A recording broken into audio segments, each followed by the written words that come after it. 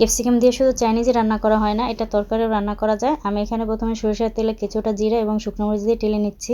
তারপর এখন আদা রসুন দিয়ে আর কিছু সময় ভেজে নেব। তারপর আলু দিয়ে ভেজে নিচ্ছি। আমার এখানে একটু ভুল হয়েছে। আপনারা যখন করবেন আলু দেওয়ার পরে তারপর আদা রসুন দেবেন, তাহলে তেলটা ছেড়বে না।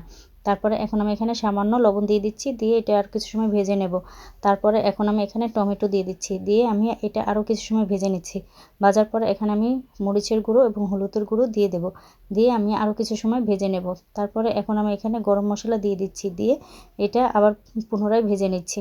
এই মশলাটা যেন লেগে না যায় নিচে, সেজন্য আমি এখানে সামান্য পানি দিয়ে দিচ্ছি, দিয়ে এটা আমি আরও কিছু সময় ভেজে নিচ্ছি। তারপর এখন আমি এখানে গোলমরিচের গুঁড়ো দিয়ে দিচ্ছি এবং আলুটা যখন 70% পর্যন্ত হয়ে যাবে সেদ্ধ, তখন আমি এখানে ক্যাপসিকাম দিয়ে দিচ্ছি, দিয়ে আমি এটা আরও কিছু সময় সেদ্ধ করে নেব।